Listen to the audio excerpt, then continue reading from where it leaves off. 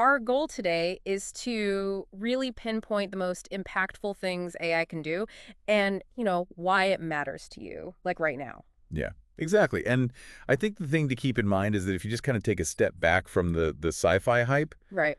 you know, AI at its heart is really just about machines trying to mimic human intelligence. Okay. So, things like learning and problem solving and reasoning and perception and understanding language and making decisions. Wow. So that's a pretty broad range of things. It is. It's a huge field. That's why we want to highlight the real like game changers. Oh, okay. So let's start with the one that everybody's talking about, machine learning. Sure. What's the core idea there and why is it such a big deal? Well, I think the thing that's so fascinating about machine learning is that it represents a fundamental shift in how we program computers.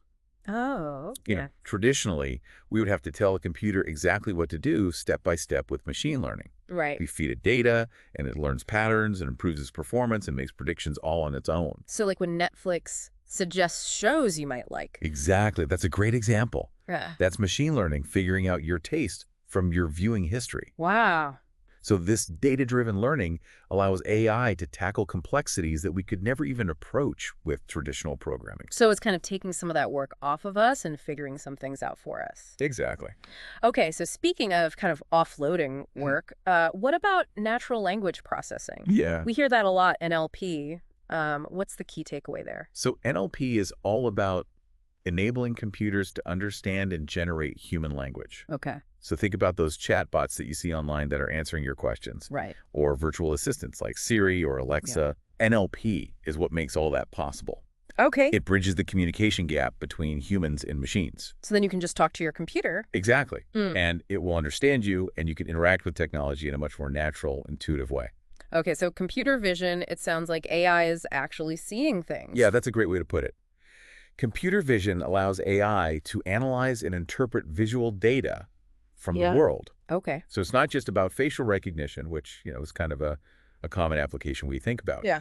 But think about self-driving cars. Right. They use computer vision to identify pedestrians, Yeah. traffic signals, other vehicles. Right. And in medicine, AI can analyze scans like X-rays or MRIs to help doctors detect diseases. Wow. So it's really opening up incredible possibilities. Yeah, for sure. So the documents also talk about AI being used for decision making. Sure. How does that work? Well, AI can process massive amounts of data to identify patterns. Okay. And then based on those patterns, they can make informed decisions often much faster and more consistently than humans. Oh, wow. So this is being used in all sorts of areas like fraud detection, Okay. like spotting fraudulent credit card transactions Hmm. or medical diagnoses where AI can analyze patient data to assist doctors. Hmm. It's really about leveraging data to make smarter choices. So kind of getting rid of some of that human error element. Yeah, exactly. You can reduce Yeah. that bias and improve the accuracy and speed of decision making. Okay, awesome. And then there are the autonomous systems that we see, like self-driving cars and drones. Yes. What's the AI angle there? So autonomous systems are basically systems that can perceive their environment and make decisions Okay, and take actions without human intervention. got it.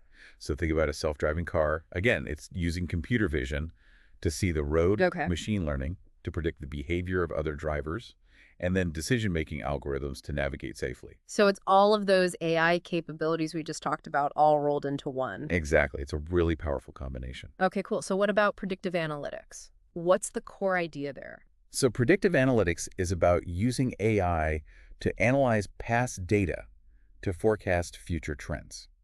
So you can know what's going to happen. Well, you can try to get a better idea of what might happen. Okay, Businesses use this to predict things like customer demand for products right. or potential risks in financial markets. Interesting. So it's about using data to anticipate what might come next. That's really cool. Okay, and what about personalization? Yeah. Like we all see that online, like, websites suggesting things to us. Right, well, that's AI at work. Okay.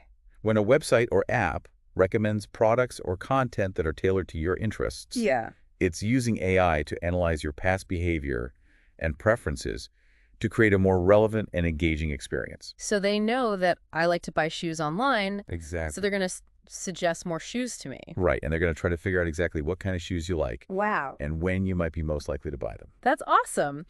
Okay.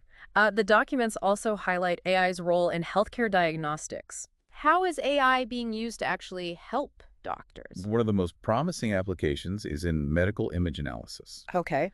So AI can analyze things like X-rays, MRIs, CT scans Got it. to help doctors identify potential problems more accurately and often much earlier than might be possible with the human eye alone. Wow. So this has the potential to significantly improve patient outcomes Yeah. because you can catch diseases at an earlier stage when they're more treatable. So it's not replacing doctors, it's kind of helping them. Exactly. It's a tool to augment their capabilities. That's great. Okay, so this one's interesting. The sources talk about creativity and art, Right. AI making music and art. Yeah, it might seem counterintuitive, but AI can actually learn patterns from vast amounts of existing music or artwork, Okay. and then it can generate new original pieces based on those patterns. So is that real creativity? Well, that's a philosophical question, Okay. but it's certainly a fascinating demonstration of AI's ability to find and replicate creative structures. Hmm.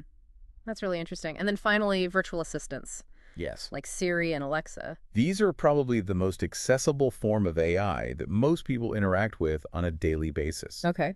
They use natural language processing to understand your voice commands, Right. and then they can provide information or perform tasks for you. Like when I ask Siri to set a timer. Exactly. Okay. So they're a very direct interface between humans and AI. So it's like AI is already in our pockets. In many ways, it is. Wow. So taking all of this in, it's clear that AI isn't just one thing. It's a whole collection of, very diverse capabilities. Yeah, it really is, and has a huge range of applications. Yeah. And the potential impact is pretty mind-blowing. It really is. And so it's important to kind of think about all these different ways that AI is being used Right. and ask yourself, which of these capabilities do you think might have the biggest impact on your own work or your daily life in Right. the near future? Yeah, that's a great point. We just kind of scratched the surface here, but We did. if any of these areas really sparked your interest, it's definitely worth diving a little deeper. I agree. It's an exciting field, and there's always something new to learn. Awesome. Well, thanks for breaking it all down for us. My pleasure. And to all of you listening, thanks for joining us on the deep dive. See you next time.